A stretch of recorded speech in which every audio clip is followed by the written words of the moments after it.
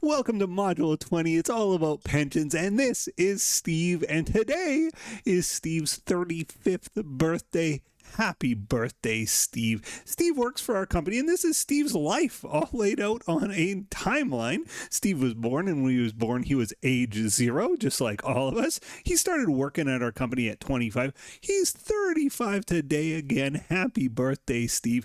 Steve is going to retire at 65, and he's going to die at 85. There is Steve's life on a number line. Isn't that beautiful? Well, pensions, you do have to look at take a long-term view, because pensions are the income that Steve expects to earn in retirement, or expects to receive in retirement. And so accounting for that becomes tricky, because there's all sorts of time value of money things. There's going to be payments here that are going to apply to Steve today and apply to our liabilities today, potentially. So pensions are complicated, but they need not be. Most companies have defined contribution pension plans, which are very easy for us accountants. We will not spend a lot of time in this chapter on defined contribution, because they're very straightforward.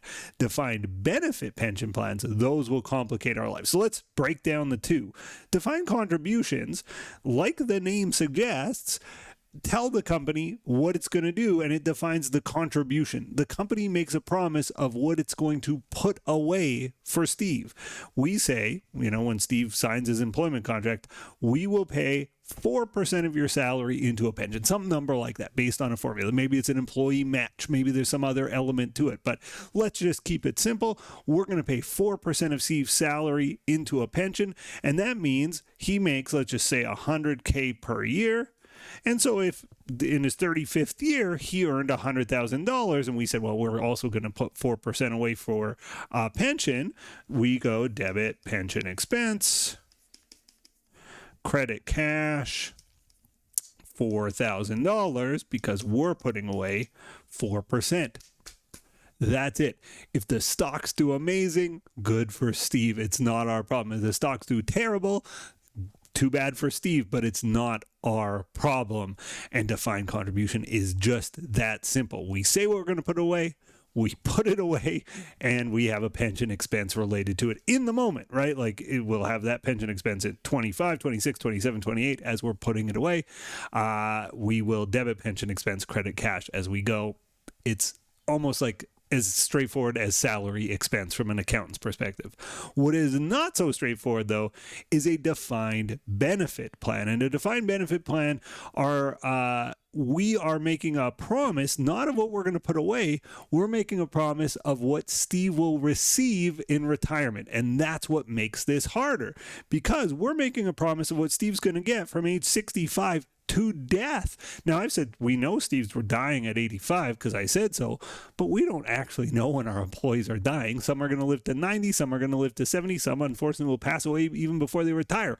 That gets complicated, right?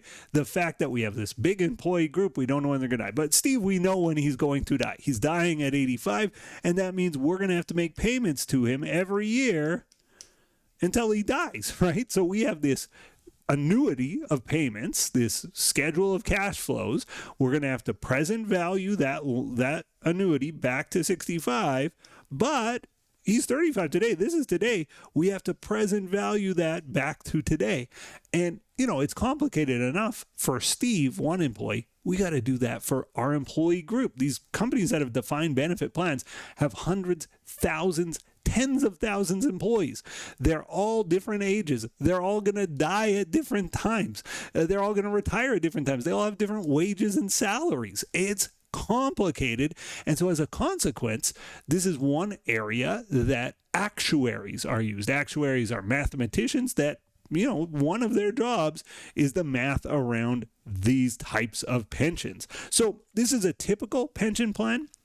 2% times it's usually best 5 years of average salary times the number of years the employees worked for us. So Steve, if he works for us until 65, his average salary is $100K. His number of years is going to be 40 at retirement. So you go 2% times $100K, that's $2,000 times 40. It's $80K. And that formula says Steve gets $80K from the day he retires, 65, to the day he dies, $85K or $80K per year for that time. And so we could present value that and figure out what it's worth. But if we're actually calculating the obligation to Steve, it's only what he's earned so far between 25 and 35. So our obligation would be not for 40 years, but for the 10 years he's worked. And he'll earn out the rest of that obligation as we go. So 2% times 100K is 2K times 10. He's earned, right now, if he stopped today, he's earned 20K a year from us from age 65 to the day he dies. So we present value that and we get an obligation. And we would do that for all of our employees. And again, we have thousands of employees, not just Steve, earning different salary amounts, different life expectancies, although I've talked to an actuary and they don't sort of look at each individual employee in that way, but different life expectancies, different salaries, and different retirement obligations. And they come up with one number. They add together all the employees and they say, here is the present value of what you owe. And we call this the pension obligation. And let's say for us, it's $50 million. Like, these are big orgs. They can be billions and billions of dollars. But for this example, it's going to be $50 million. Well, in the meantime, I got a cough. In the meantime, Steve's been working for us for the last 10 years. Well, we are socking money away to get ready for Steve's retirement, right? We would be stupid, and we're not legally allowed, I think, not to be putting money away for this purpose. So we're putting money away, and we're putting it to a trust to hold the money and to invest on our behalf, a pension company. And so we would have, actually not pension assets, it's called plan assets, building up. And let's just say at this point, based on stock market returns, the plan assets are $48 million. And we would say, okay, we've got an underfunded pension of $2 million. We have a net pension liability of $2 million. Well, I hope you're seeing this is already way more complicated than this one, where we just go, Steve worked for us, debit pension expense, credit cash, $4,000. And the reason is because let's say these plan assets, let's say the stock market is ripping and these plan assets do amazingly well. How does that affect our profits, right? And the answer is it's complicated. How does that affect us when the stock market has a downturn, right? COVID hits and we have a sudden dip in the stock market. Well, all our plan assets go down. How does that affect us? And the answer, again, is it's complicated. So it's complicated to come up with this number for the plan obligation. Thankfully, actuaries will do it for us. We're not going to do a lot of present value calculations this chapter. It's complicated to deal with the fact, though, that the obligation can change, right? We can have a new union contract. We hire and fire people all the time. How does that affect our journal entries? Well, that's what we explore this chapter. Also, how does the fact that, these are investments in the stock market and bond market and whatever else our pension fund is investing in, how do we deal with the swings in that asset?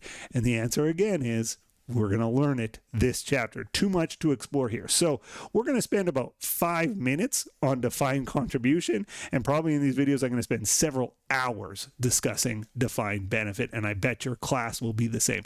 The best way to learn, though, is to do examples. And I've got lots for you. I can't wait to get started. Thanks for watching, and I'll see you in the next video. Bye for now. The next video in our series is right up here. And if you want a supercut of all of the videos in this series, that's the one down below.